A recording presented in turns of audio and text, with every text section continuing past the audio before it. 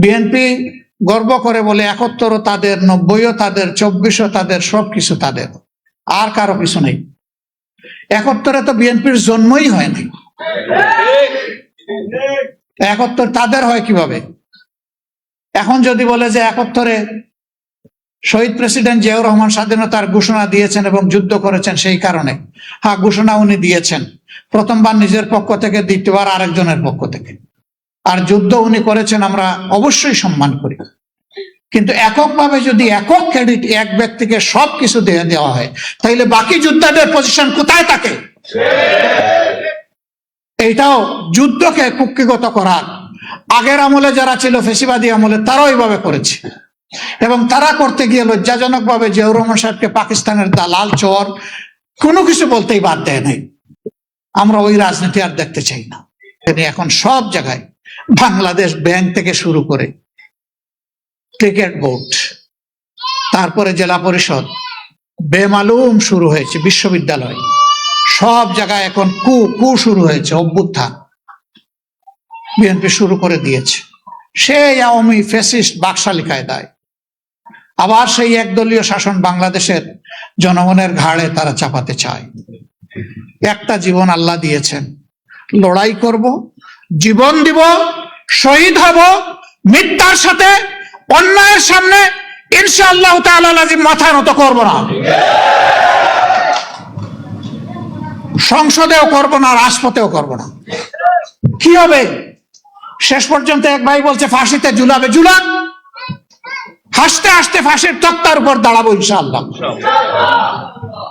ওগুলো আমরা পরোয়াই করি না।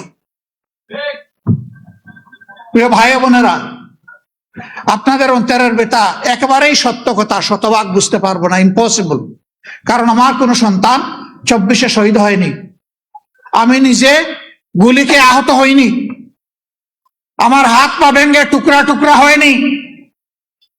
সুতরাং যাদের কলিজার টুকরা শহীদ হয়েছে, যারা লড়াই করতে গিয়ে নিজেরা আহত হয়েছে, তাদের দুঃখটা তারাই 16 আনা বুঝতে পারবে, আমি পারবো না।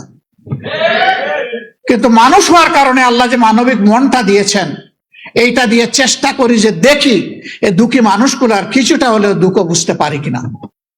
সম্মানিত ভাই বোনেরা, সেদিন একটা মব সৃষ্টি করা হয়েছে পার্লামেন্টের ভিতরে।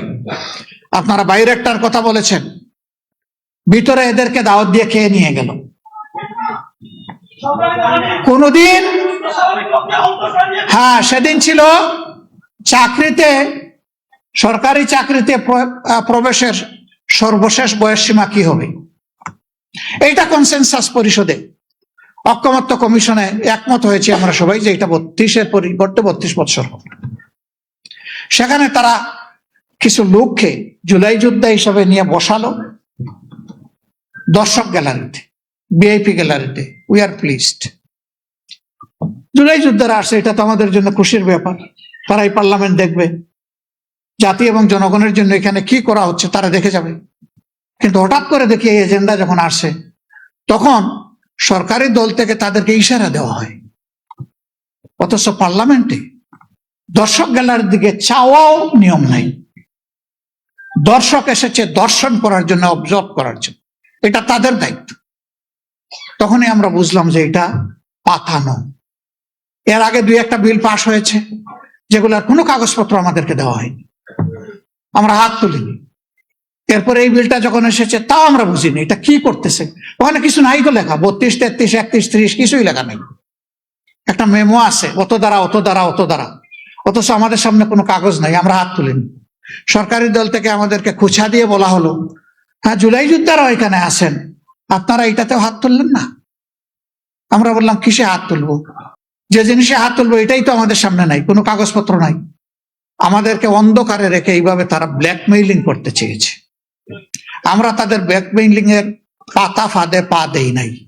সম্মানিত ভাইরা, যেগুলাতে একমত হয়েছে, জাতির সামনে হয়েছে, আমরা সেখানে তো কোনো বাধা দেইনি, সমর্থন দিয়েছি। কিন্তু যেগুলা জাতির বিরুদ্ধে, অন্তর্বর্তী সরকার এসে যেগুলা সংশোধনের জন্য তারা প্রজ্ঞাপন জারি করলো অধ্যাদেশ দিয়ে, সেই জায়গাগুলোই বিএনপি এখন রেখে দিতে চায়। এটা নিঃসন্দেহে তারা ঘোষণা দিচ্ছে যে তারা আবার ফেসিবাদ কায়েম করতে চায়। ইনশাল্লাহ দিব না। ত্যাগ এই দেশবাসী স্বীকার করেছে, করব ইনশাল্লাহ। সর্বশেষ কি হয়েছে দেখেন, এই এতটুকু জায়গাও ছাড়ার কলিজা তাদের হলো না। জুলাই জাদুঘর, এটা জুলাইয়ের একটা বাস্তব চিত্র। আমি সেখানে গিয়েছিলাম, নাহিদ ইসলাম ছিলেন, আমরা এখানে ঘুরে এসেছি। ওখানে আয়নাঘরটাও আছে, গেলে দেখবেন কি জিনিস, একটা কবর, অন্ধকার একটা কবর, কবরের সমান একটা জায়গায় একটা মানুষ থাকে, খায়, ঘুমায়, পেশাব পায়খানা গোসল সবকিছু ওই জায়গার মধ্যে, একটা কবর। সেইগুলো ওখানে তুলে ধরা হয়েছে। এই জাদুঘরটা হবে জাতির সম্পদ। ঐকমত্য পরিষদে বসে একমত হয়েছে, আবার সংসদের বিশেষ কমিটিতেও সবাই একমত হয়েছে যে যেভাবে প্রস্তাবনা এসেছে অনুকূল অবিকল রেখে, অনুরূপ এবং অবিকল রেখে সেইটাই পাশ হবে। হঠাৎ করে সংসদের ভিতরে সমস্ত রেওয়াজ রীতিভঙ্গ করে সরকারি দলের একজন এখানে সংশোধন দিয়ে বসলো, আমরা কিছুই জানি না। এইটাকে দলীয়করণ করার জন্য বলা হলো এটা সংস্কৃতি মন্ত্রণালয়ের অধীনে, এখানে মন্ত্রী অথবা প্রতিমন্ত্রী না থাকলে এটা চলবে কিভাবে? আমাদের পক্ষ থেকে আমাদের চিফ হুইপ কথা বললেন, আমরা বললাম যে এই ধরনের শত সহস্র প্রতিষ্ঠান বাংলাদেশে আছে, এগুলার প্রধান মন্ত্রী কিংবা প্রতিমন্ত্রী নয়।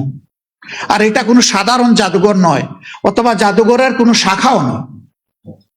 এটা গোটা জাতির সেই 47 থেকে শুরু করে 24 পর্যন্ত ঐতিহাসিক জিনিসগুলো এখানে তুলে ধরা হয়েছে।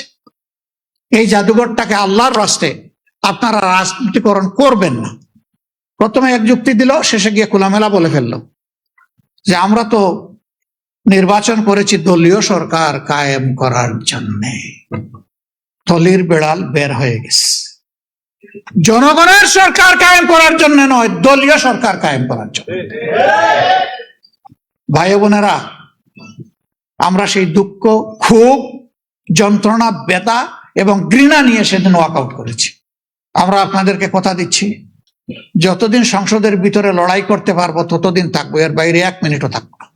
রাজপথ আমাদের মূল ঠিকানা, সংসদ আমার মূল ঠিকানা নয়। সংসদে এই দেশের দুঃখী জনগণ একটা পরিবর্তনের আশায় আমাদেরকে পাঠিয়েছে। সেই পরিবর্তনের সূচনা যদি আমরা না করতে পারি, সেই সংসদ দিয়ে আমাদের কি হবে?